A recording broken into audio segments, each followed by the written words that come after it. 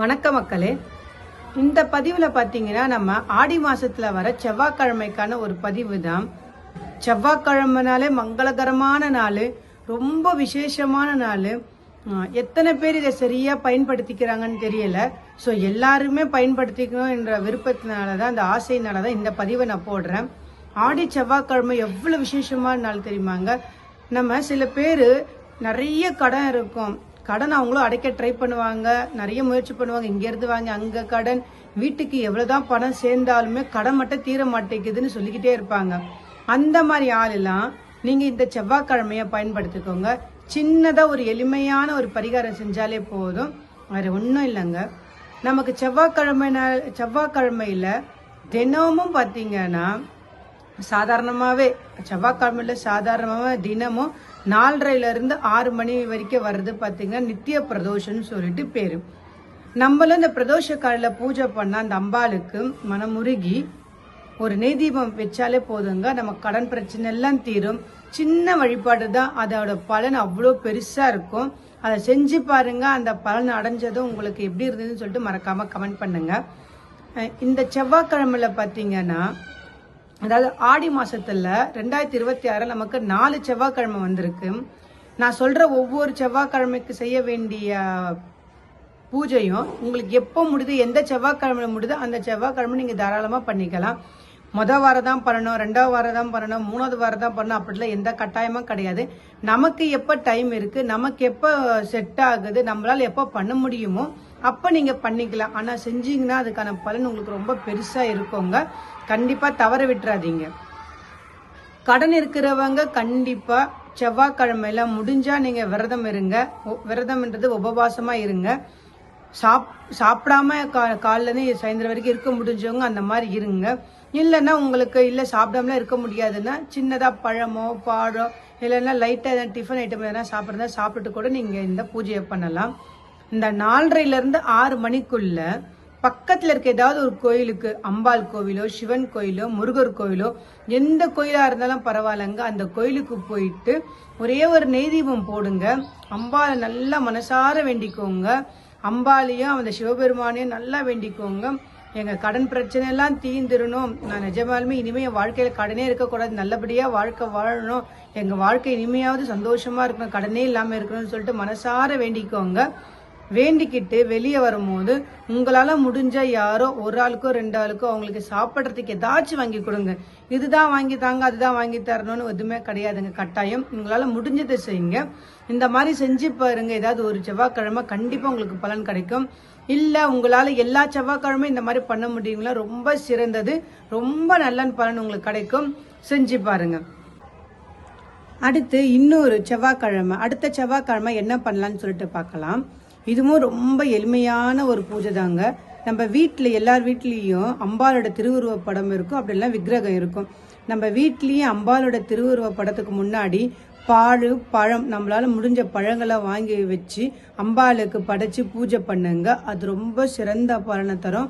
அப்படி இல்லைன்னா பக்கத்தில் இருக்கிற கோயிலுக்கு போயிட்டு அம்பாளுக்கு எப்போ செவ்வாய்க்கிழமையில சில கோயிலெல்லாம் தனித்தனியா ஒரு அபிஷேகத்துக்கு டைமிங் வச்சிருப்பாங்க, அதை தெரிஞ்சுக்கிட்டு அந்த டைமுக்கு போயிட்டு நீங்க பால் வாங்கி கொடுங்க.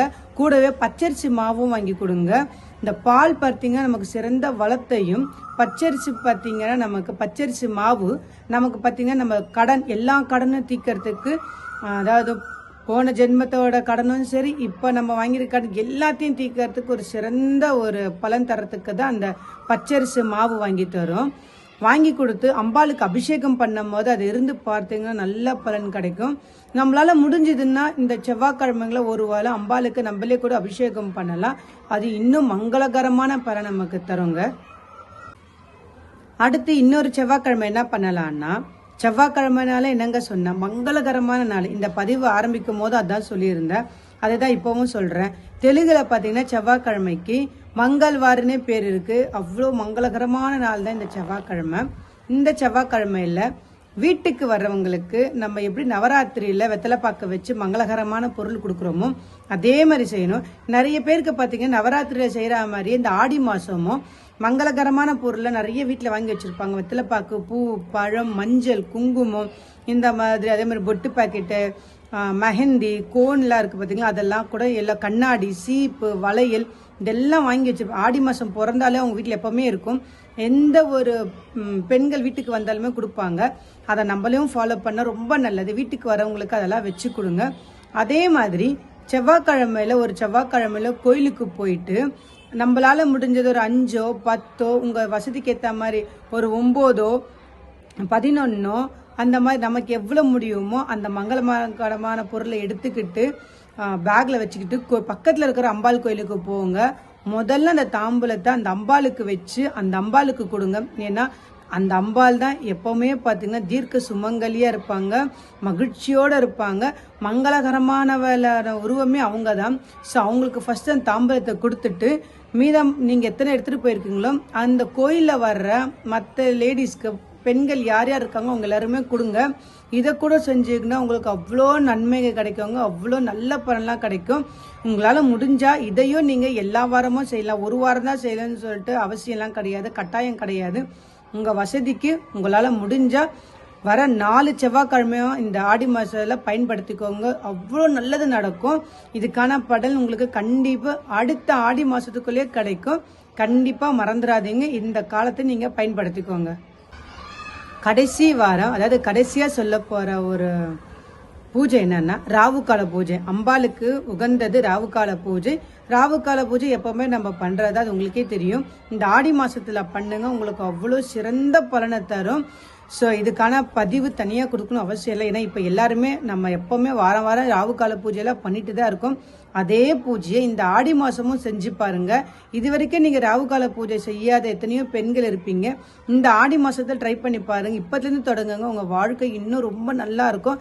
கடன் பிரச்சனையெல்லாம் தீரும். முதல்ல இந்த ராவுகால பூஜை பார்த்தீங்கன்னா காரிய தடை, உங்களுக்கு எதனா ஒரு காரியம் நீங்கள் நினச்ச காரியம் நடக்கலை, இது ரொம்ப நாளாக தள்ளி போயிட்டே இருக்குது, இது நடக்கவே மாட்டேங்குது அப்படி நினைக்கிறீங்களா, அவங்களுக்குலாம் இந்த ராவுகால பூஜை கை கொடுக்கும், நல்ல பலனை கொடுக்கும். இந்த ஆடி மாதத்தில் நீங்கள் ராவுகால பூஜையில் கலந்து இந்த ஆடி மாதத்துலேயும் ராவுகாலத்தில் வர பூஜையை பண்ணி அம்பாலோட அருளை நீங்களும் சந்தோஷமாக பெற்று பலன் அடையணும். ஸோ ஆடியில் வர எல்லா செவ்வாய்க்கிழமையும் நீங்களும் பயன்படுத்தி நல்ல வளமான வாழ்வை வாழணும்னு சொல்கிறது என்னோட ஆசையும்.